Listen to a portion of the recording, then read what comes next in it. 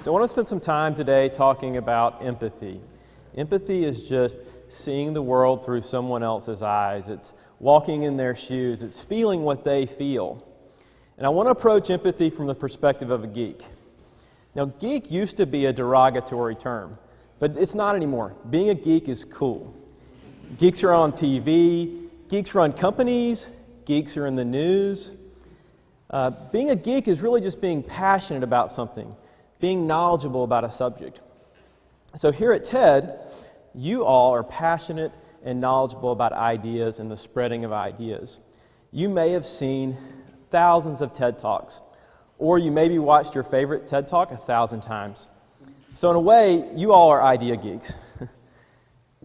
But me, I'm a geek in many more ways than that. I'm an actuary. There you go.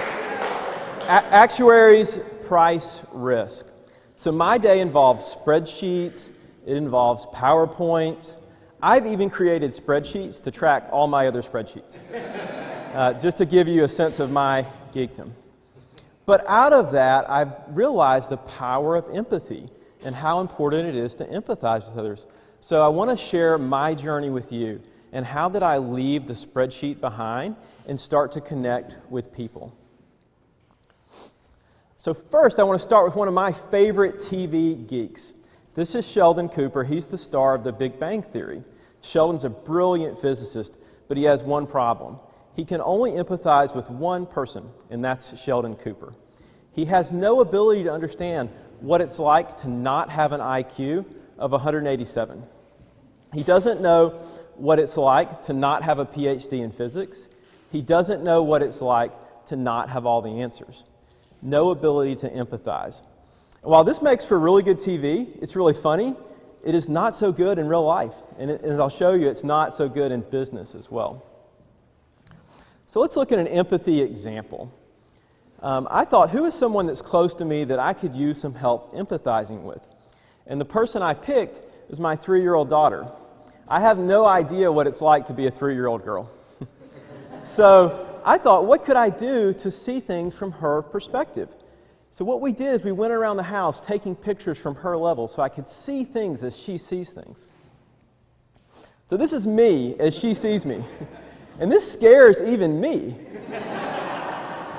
I could be a starting center in the NBA from her eyes. I look like I'm 7 feet tall.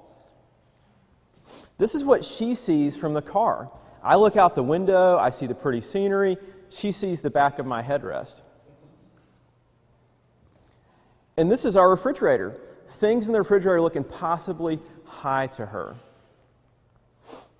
So seeing things from her eyes, I begin to see problems that I had not noticed. And that's what empathy does for you. Empathy allows you to see things from someone else's eyes and begin to see problems and helps you get to solutions.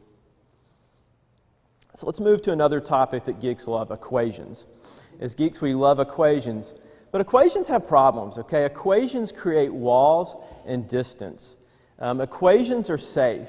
Equations can be solved. But people's lives are not safe. My life is messy. There's not always easy answers there. So the point I want to try and get you to see is, how do you look beyond this equation? We even have an equation in our name tag here. Equations create walls and barriers. This equation right here represents the probability that someone aged 33 years old dies in the next 20 years.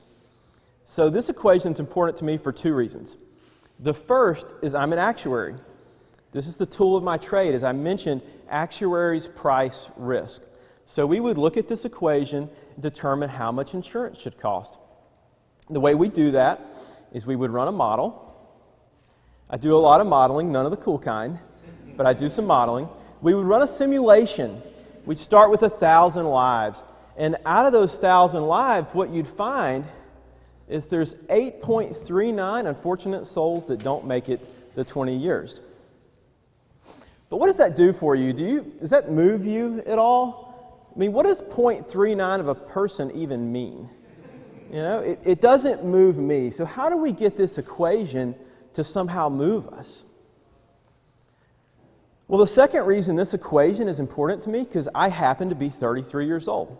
So this equation represents the probability that I do not get to stand here with my daughter. This is the probability that I miss out on walking her down the aisle. It's the probability that my daughter learns at an early age that bad things happen and the world is not all rainbows and unicorns. Do you feel that? Do you start to feel how different that is compared to this equation? To me, that's much more motivating than calculus.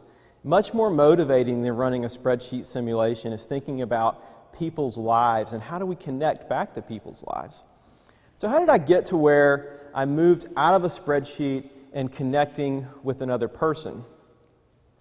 I did it by asking myself a question. I asked, how does innovation happen? And it was a very powerful question. It ended up changing my life. As a product designer, I started to notice other good design. I noticed innovative products. Some of the products shown here, the Nest thermostat, the Nike fuel band, the BioStove. And innovation felt like magic to me. And I wanted to become a magician. I wanted to make the magic. And so my journey to learn how to make the magic took me to Stanford's D School. And I learned about a process there called design thinking. And it's really just problem solving with empathy. Empathy is the foundation. You can't properly solve a problem for someone unless you can really empathize with them. So how did I become empathetic? Well, I had to leave my desk and go somewhere. And the place I went was to our call center. So I got in the habit of listening to calls once a week. I wanted to hear what customers were saying about our products, the products that we sold, the products that I helped design. And so on my first trip down to the call center, I was 3 calls in, and I hear this: my mom just passed away. And in that moment, all I could think about was my mom and how she had just passed away 2 years prior. I thought about how much I missed my mom and how much my daughter missed her grandmother. In that one moment, that's all I could think about. The call on the other end, I wasn't even hearing what was happening as this person was calling in to start their life insurance claim. This is what I could think about. I also was thinking about how hard it was to go through the boxes in my mom's house right after she passed away and try and find out if she had life insurance. I remember being angry at having to deal with all this business stuff at the time at which I was dealing with the pain and suffering of my mom's death. And this changed things for me. It was really powerful, and what I had at that moment was empathy. I had just pure, raw empathy. And what empathy does for you is it reframes things. Empathy reframes things. I went from being someone who dealt in spreadsheets and seeing numbers to thinking and seeing the power behind those numbers when you connect the numbers with someone's life. I looked beyond the spreadsheet and saw the people that were there, because it's people that really matter. It's not numbers on pages that matters, it's people. And I found this incredibly motivating. For this customer that I heard on the call, it made me want to solve her problems. I wanted to find a way to fix things for her. So empathy is emotional. You cannot empathize through a spreadsheet. You empathize by connecting with other people. But not only is empathy important for me as a person, empathy can be very important for your company. So there's a book I've read called Wired to Care by Dev Patnick, and it's a fabulous book where Dev explores how when empathy is widespread throughout your organization, companies can do really well. So I wanted to share some of that information with you and some analysis I've done. And by widespread, that means everywhere. That doesn't just mean in your call center, in your customer-facing organizations. It means in your legal department. It means in your accounting department. It means in your actuarial department. Your company does better when empathy is widespread. So one experience I have with that as a customer is with Zappos. I called into Zappos one day to return some shoes. I wasn't feeling well. I was under the weather. And I got the obligatory, "How are you doing?" And I answered honestly. I said, "I'm sick. I don't feel very well." And rather than focus on my return issue, the call center rep was zoned in on trying to help my health issue. That was what was important to her. So I got off the phone with the recommendation to take some emergency and eat some yogurt. That was what she was trying to help me with. My problem was her problem. And I find that in empathetic organizations, their customers' problems are their problems. They wake up every morning and think about their customers. That's what's on their mind. How do we solve customer problems? They put lots of time and energy towards that. You might think, okay, it's nice that I have to think about the customer's problem, but I have all these other problems to deal with too. We've got regulations. I'm thinking about our company's finance, our company's stock price. What about those problems? If I think more about our customers, do I think less about those things? And I want to challenge you to say no. It's not an either or, it's an and. Companies that can think about both their finances and their customers' problems do extremely well with their customers and financially. So I want to show you some results.